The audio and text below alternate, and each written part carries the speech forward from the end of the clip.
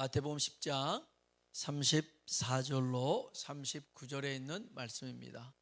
마태복음 10장 34절로 39절 같이 한번 읽어보겠습니다. 내가 세상에 화평을 주러 온 줄로 생각하지 말라. 화평이 아니요 검을 주러 왔노라. 내가 온 것은 사람이 그 아버지와 딸이 어머니와 며느리가 시어머니와 불화하게 하려 함이니 사람의 온수가 이 집안 식구리라.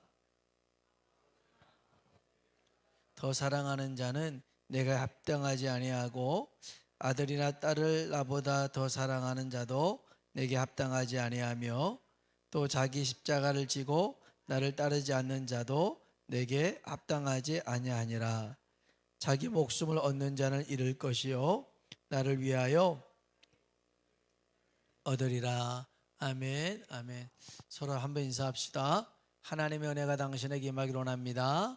하나님의 은혜가 당신에게 임하기를 원합니다. 한 번 더 하나님이 당신에게 복 주시기를 원합니다. 하나님이 당신에게 복 주시기를 원합니다.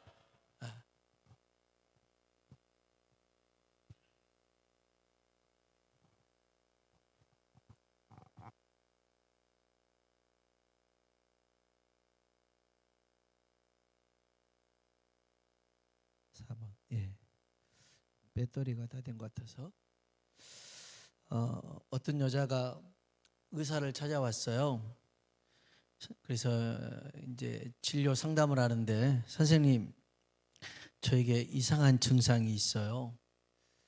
방귀가 한번 나오면 계속 나와요. 참 이상한 것은 제 방귀는 아무 소리도 안 나요. 냄새도 전혀 없어요. 이상해요. 선생님 모르시겠지만 제가 이 진료실 들어와서 10번이나 방구를 꼈어요. 그러니까 의사 선생님이 심각하게 받아들인 거예요. 알겠습니다. 아주 심각한데 우선 제가 처방해 준 약을 일주일 먹고 다시 오세요. 그런 거예요. 일주일 있다가 이 여자가 의사 선생님 찾아왔는데 막 따지는 거예요. 선생님 도대체 무슨 약을 주신 거예요? 병이 낫기는커녕 이제 제 방귀에서 심한 악취가 나는걸요. 그런 거예요. 그 말을 들은 의사 선생님이 자 이제 코는 고쳤으니까 이번에는 귀를 고쳐봅시다. 방귀가 문제가 아니라 이 냄새를 못 맡는 코가 문제였고 소리를 못 듣는 귀가 문제였어요. 근데 방귀 때문에 그런 줄 알았죠. 우리가 보면 문제는 다른 곳에 있는 것 같아요.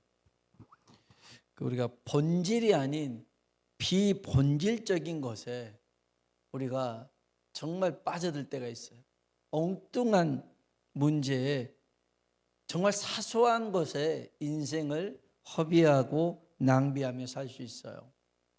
여러분 모든 문제의 핵심은 나와 하나님과의 관계입니다.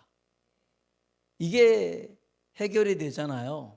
그러면 아무 문제가 없는 거예요. 아무 문제가 없어요. 어떤 상황, 어떤 처지에 놓여도 하나님과 나와의 관계가 분명하다면 하나님은 그 일을 통해서 합력하여 선을 이루실 줄로 믿습니다. 오늘 우리가 읽은 말씀은 좀 다소 이해하기가 어려운 말씀입니다. 여러분 예수님이 검을 주러 왔대요. 싸움을 일으키러 왔다라는 거예요. 여러분 예수님이 화평을 주러 오지 않고 검을 주러 왔노라 말씀하셨는데 우리 한번 34절 볼까요? 34절 읽어봅시다. 내가 세상에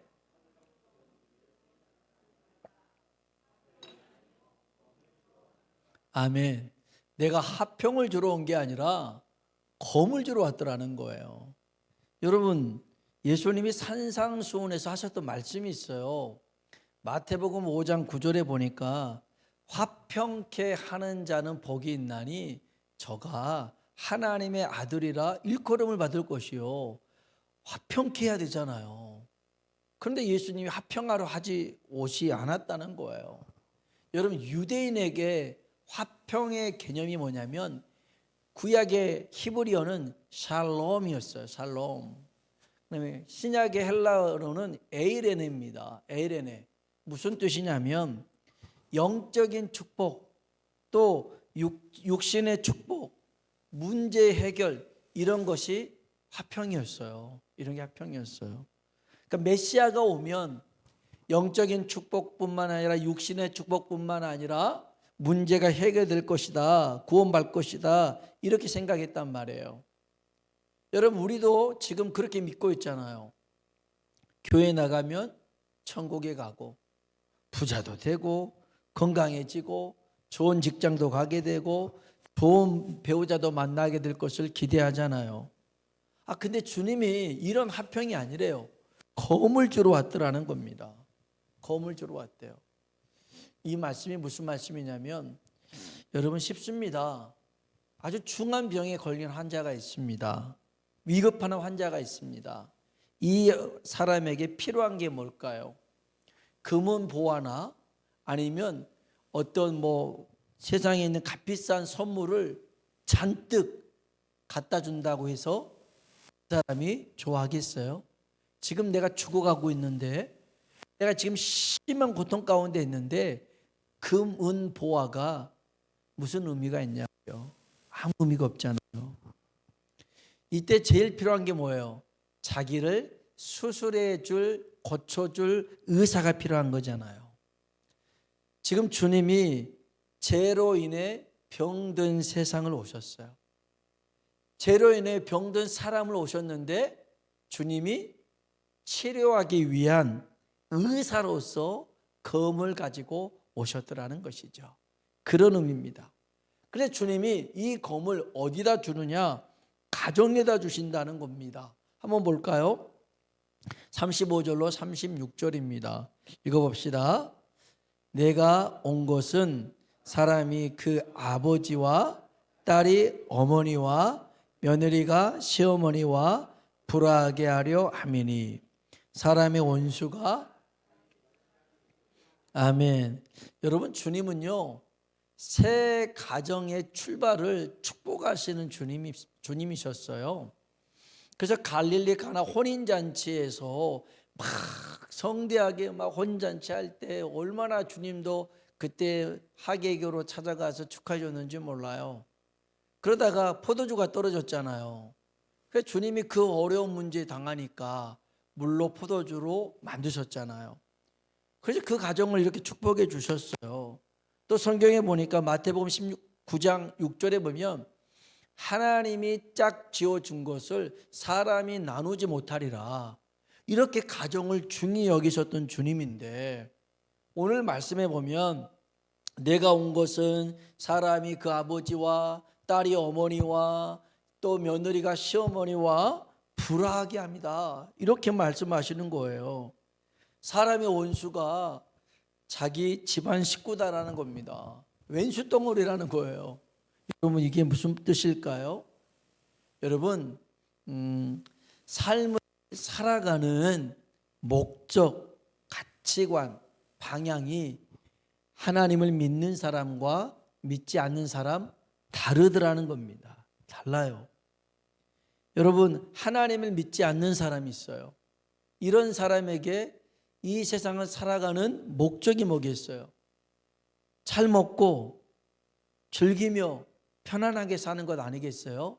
웰빙 아닙니까? 잘 사는 것 웰빙입니다. 근데 사실은 웰빙보다 더 중요한 것은 웰다잉이에요. 잘 죽어야 돼요. 잘 사는 것보다 정말 잘 죽어야 돼요. 그게 더 의미가 있어요. 이 뜻은 병치레하지 않고 건강하게 죽는 것이 웰다잉, 잘 죽었다, 그런 의미가 아니고요.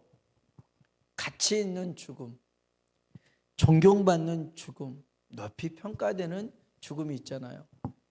그냥 옥고를 치렀지만 젊은 나이지만 후대에게 유관순, 여러분한테는 언니일 수도 있고 누나일 수도 있겠지만 유관순도 있고 윤봉길 의사도 있고 그 다음에 많이 있잖아. 이봉창. 이 사람들은 얼마나 젊은 나이에 지금 보면 10대, 20대, 30대 그 나이에 그렇게 옥고를 치르고 죽고 그랬단 말이에요. 그게 무슨 웰다잉이겠어요? 시간이 지나니까 사람들한테 존경받고 그 사람들이 했던 그 의미와 목적을 아니까 그런 것 아니겠어요? 여튼 하나님을 믿는 사람은요, 세상 사람들과 목적이 달라요. 가치가 다르고요, 방향이 다릅니다. 여러분, 하나님을 믿는 사람의 이 세상을 살아가는 목적이 뭐냐? 오직 하나님께 영광을 돌리는 거예요. 여러분, 2026년 그냥 웰빙하고 그냥 잘 사는 데만 목적을 두지 말고 하나님께 영광을 두는 2026년이 되길 주의 이름으로 축복합니다. 성경은 오직 하나님께 영광을 이렇게 얘기합니다. 살아도 주를 위하여, 죽어도 주를 위하여.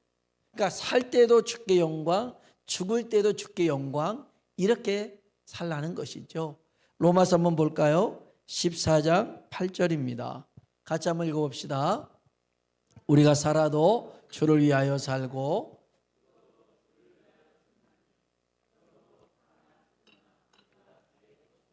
아멘. 우리가 살아도 주를 위하여 살고 죽어도 주를 위하여 죽나니 그러므로 사나 죽으나 우리는 누구의 것이에요? 주님의 것이라는 것입니다. 그래서 고린도전서 10장 31절은 한번 더 읽어봅시다. 읽어볼까요? 그런즉 너희가 먹든지 마시든지 무엇을 하든지 다 하나님의 영광을 위하여 하라. 아멘, 아멘. 여러분, 먹든지 마시든지 무엇을 하든지 간에 하나님께 영광이 되길 주의 이름으로 축복합니다. 근데 왜 주님은 이런 말씀을 가정에 하셨을까?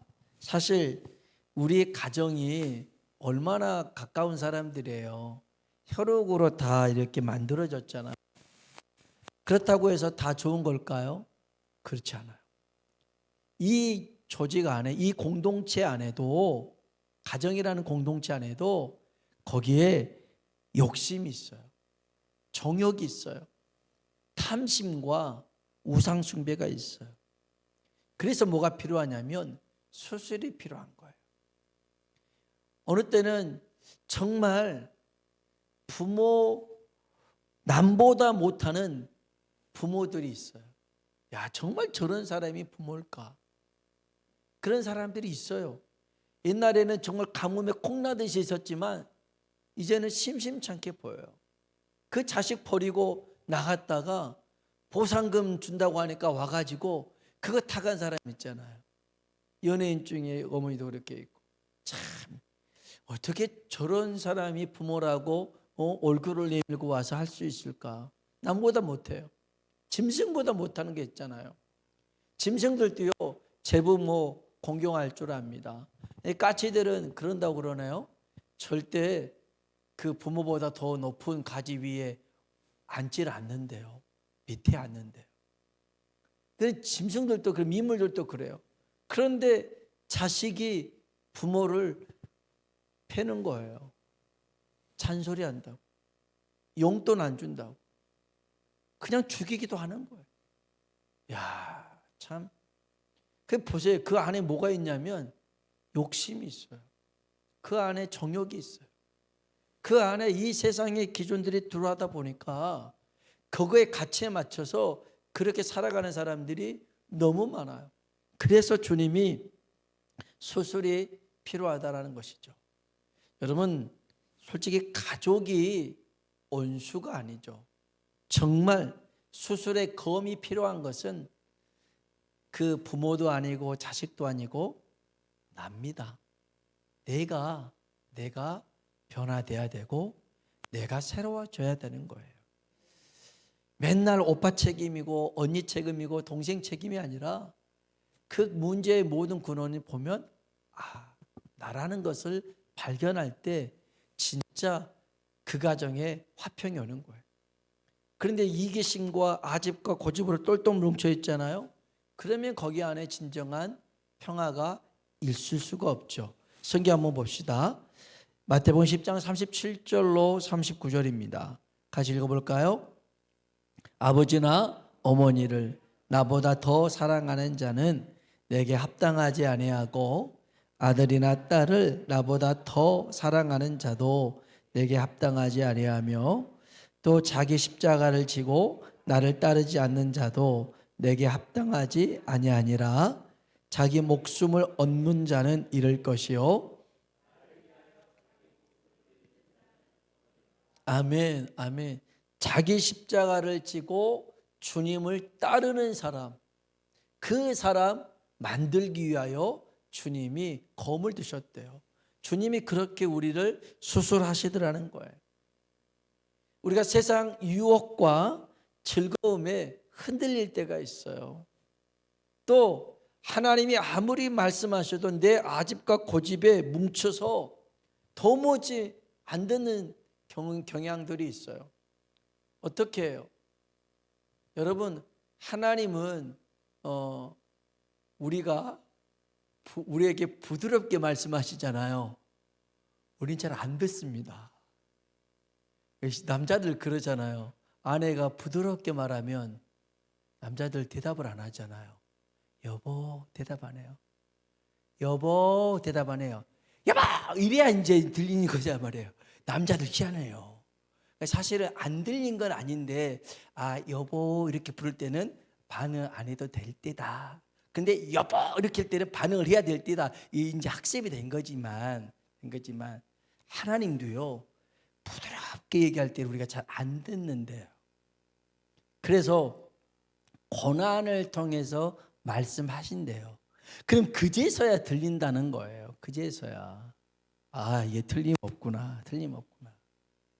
그래서 하나님이 고난을 즐기시는 분은 아니지만 우리를 일깨 주시고 우리를 올바른 방향으로 이끌어 가시기 위해서 사용하시는 거예요.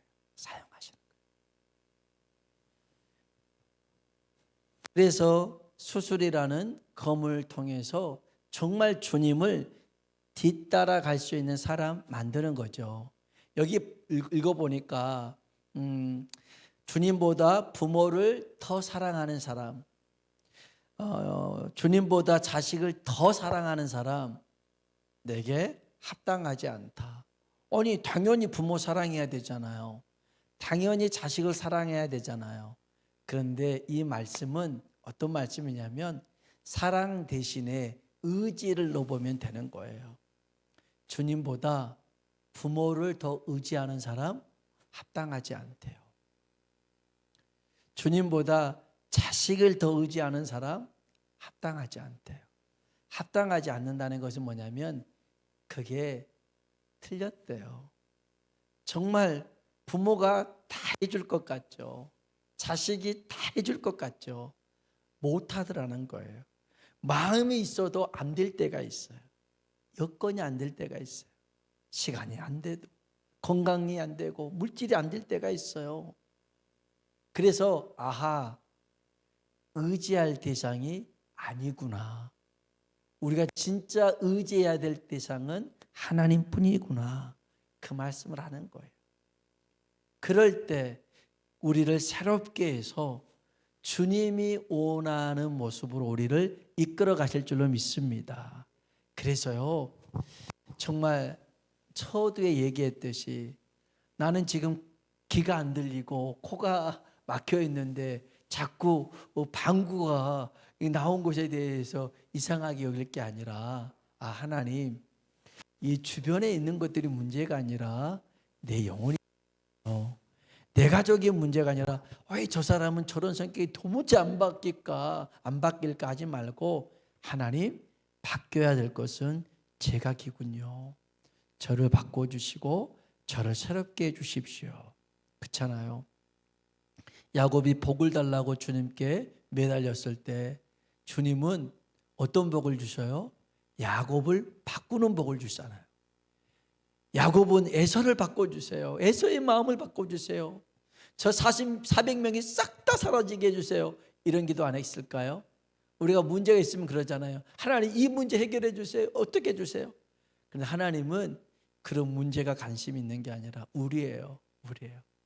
그래서 우리의 믿음을 키우기 위해서 고난도 사용하시고 또 어느 때는 흔들어서 우리 아픈 부분을 새롭게 하시고 그래서 올해 저와 여러분이 2026년을 살아갈 때 오직 하나님께 영광이 되어지는 한 해가 되길 주님의 이름으로 축원합니다.